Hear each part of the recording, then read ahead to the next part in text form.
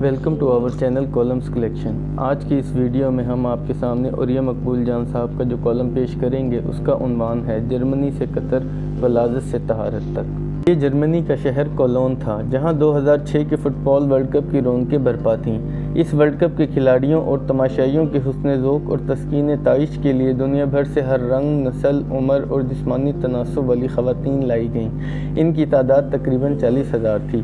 ان smuggle شدہ جسم فروش عورتوں سے کولون شہر کے بیچوں بیچ ایک 12 منزلہ کعبہ خانہ یا جسم فروشی کا اڈا آباد کیا گیا جس کا نام پاسچہ تھا۔ اس کعبہ خانے کا شاندار افتتاح ورلڈ کپ کے آغاز والے دن 9 جون 2006 کو کیا گیا۔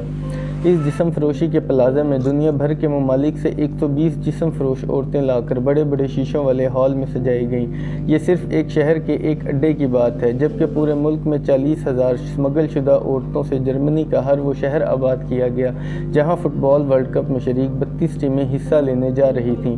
پاسچہ نے اپنے اس کعبہ خانے پر ان تمام ٹیموں کے ممالک کے پرچم بھی لگا رکھے تھے اور اس کے ساتھ ساتھ دیگر عورتوں کے ہمراہ ایک حجاب والی خاتون کا بھی پوسٹر چسپاں کیا تھا۔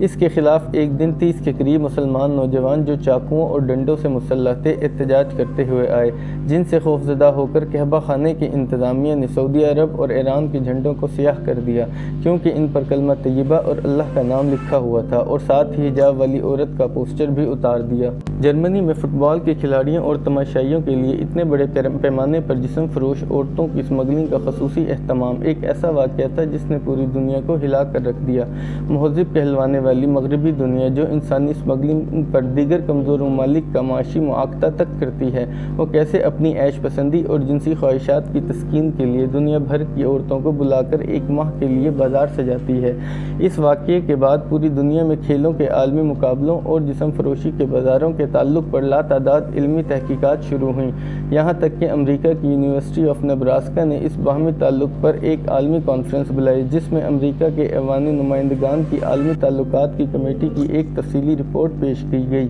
جس کا عنوان تھا جرمنی ورلڈ کپ کے جسمی فروشی کے اڈے، 40,000 عورتیں اور بچے انسانی اسمگلنگ کی وجہ سے استحصال کے خطرے میں۔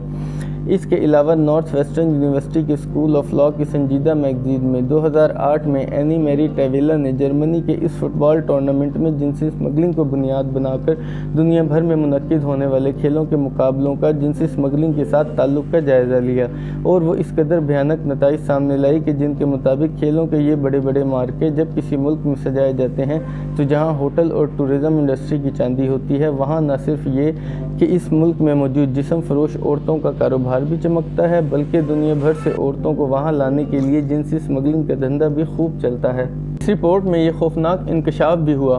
کہ یورپ کے 5 ممالک ایسے ہیں جہاں سارا سال دنیا بھر سے عورتیں جسم فروشی کے لیے اسمگل کر کے لائی جاتی ہیں۔ صرف 1990 میں 3 لاکھ کم عمر بچیاں یورپ کے ممالک میں جسم فروشی کے لیے دیگر علاقوں سے اسمگل کی گئیں۔ اسی رپورٹ نے بتایا کہ جرمنی میں ہر سال اوسطاً 1,000 لڑکیاں جسمانی تسکین کے لیے لائی جاتی ہیں۔ جرمنی میں جسم فروشی کے کاروبار سے سالانہ 19 ارب ڈالر کی آمدن ہوتی ہے۔ جرمنی کے اس ورلڈ کپ میں ان 40,000 عورتوں کی آمد کی خبر نے دنیا کو چونکا دیا، لیکن اس کے باوجود 2008 میں چین میں اولمپک اور 2010 میں جنوبی افریقہ میں ورلڈ کپ ہوا، مگر ان دونوں مقابلوں میں بھی ویسے ہی بازار سجے جسم فروشی ہوئی، لیکن اب اس کا ڈھنگ اور طور طریقہ ایسا کیا گیا کہ یہ میڈیا میں رپورٹ نہ ہو سکے۔ یہ الگ بات ہے کہ دنیا بھر کے تحقیقی مقالہ نگاروں نے 2006 سے اب تک کھیلوں کے ہر بڑے ٹورنامنٹ میں اس غلاظت کے بارے میں باقاعدہ اعداد و شمار پیش کیے۔ قطر میں 2022 کے ورلڈ کپ کا آغاز ہو چکا ہے۔ اس عالمی مارکے کے لیے یوں تو تیاری کئی سال سے جاری تھی اور لاتعداد پلازے اور ہوٹل تعمیر ہو رہے تھے، لیکن قطر کے حکمرانوں نے جس طرح 57 اسلامی ممالک میں ایک اسلامی ملک کی حیثیت سے اپنی شناخت کو منوایا ہے اور جس طرح اس عالمی مقابلے کو شراب و شباب سے پاک کیا ہے، اس کی مثال دنیا میں نہیں ملتی۔